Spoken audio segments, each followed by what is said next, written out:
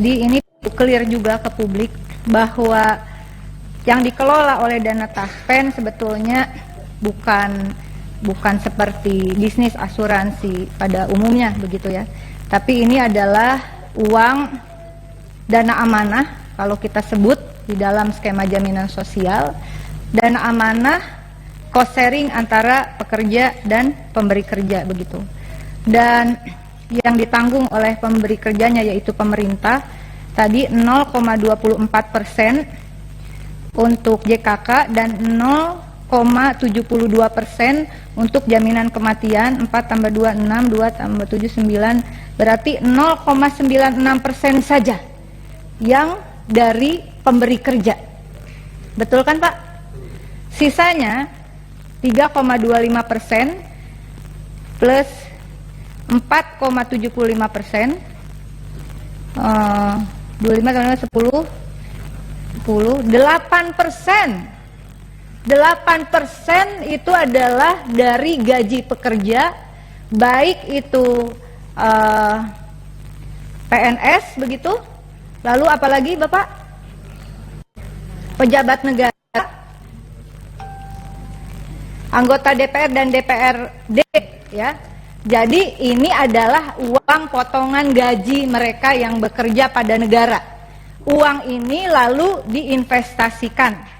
Nah, koreksi kalau saya salah, saya ingin menanyakan visi dan misi dari Taspen ini apakah masih sama atau sudah berubah? Visi, menjadi perusahaan asuransi sosial dan dana pensiun yang unggul, terpercaya dan berkelanjutan demi mewujudkan kesejahteraan peserta untuk meningkatkan nilai ekonomi dan sosial Indonesia. Masih? Alhamdulillah masih. Kemudian misinya memastikan terwujudnya layanan terbaik dan investasi yang andal serta kepemimpinan inovasi bisnis dan transformasi digital dengan SDM yang amanah, kompeten, saya ulangi, amanah, kompeten, harmonis, loyal, adaptif, dan kolaboratif.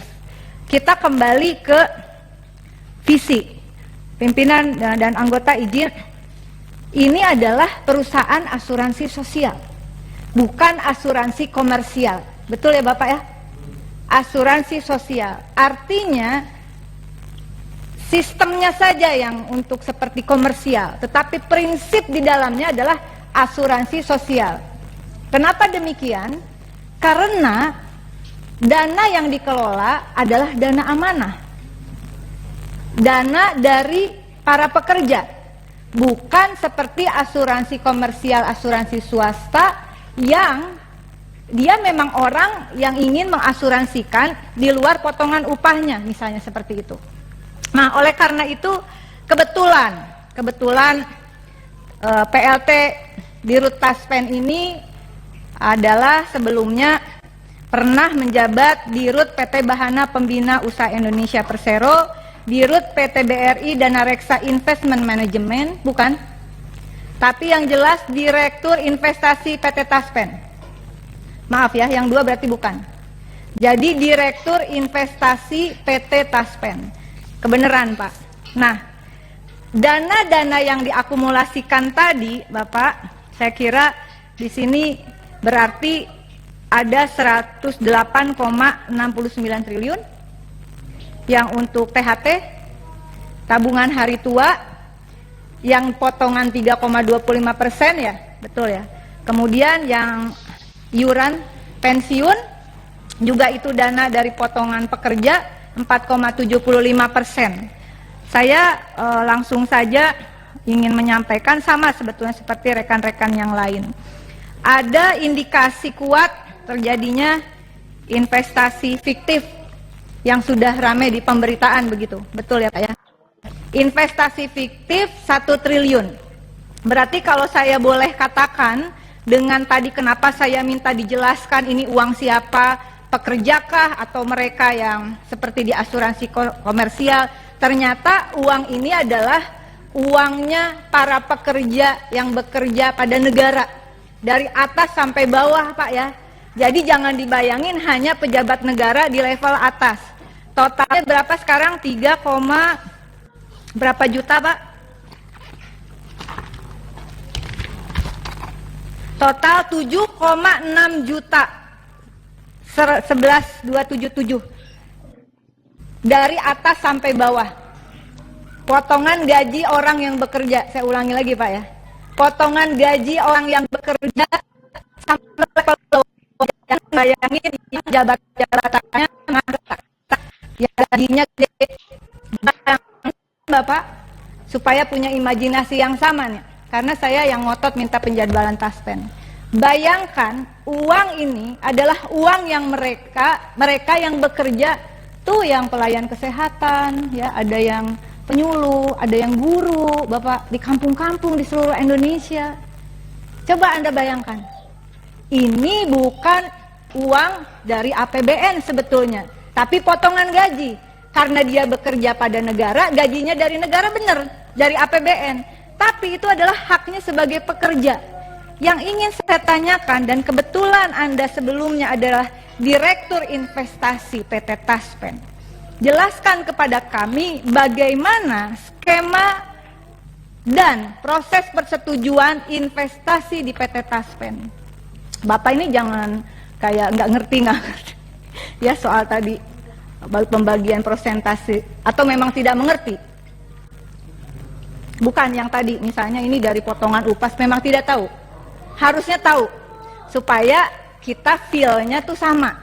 Oh ini duit orang yang kerja di pelosok-pelosok di seluruh Indonesia, total 7,6 juta tadi. Bagaimana fungsi manajemen resikonya? Jadi yang pertama, bagaimana proses persetujuan investasi di Taspen? Di mana posisi komite investasi Taspen? Bagaimana prosedur pengangkatan pimpinan dan anggota? Apa ada komite investasi Taspen? Ada kan?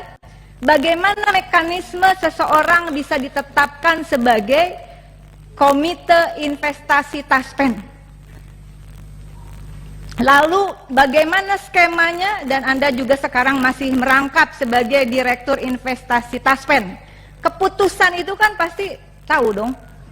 Kalau nggak tahu berarti saya jadi bertanya, kenapa bisa ada di sini? Tahu kan? Bagaimana prosedur mekanisme SOP investasi itu? Lalu,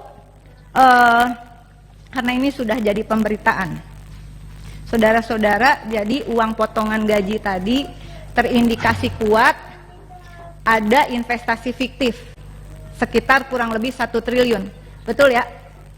Meskipun sekretaris perusahaan pada 3 September 2023, corporate secretary Mardiani Pasaribu masih udah pensiun. Dia mengatakan tidak ada apa-apa. Tapi kemudian ada indikasi investasi fiktif 1 triliun. Nah, kan orang investasi nih, direkturnya. Apa sih yang dimaksud investasi fiktif? Tolong dong jelasin Pak, paling tidak pada kami di sini begitu. Nah, dari penelusuran berita yang sudah dilansir oleh media-media yang kredibel, saya kira rekanan Taspen dalam investasi fiktif ini adalah PT Insight Investment Management.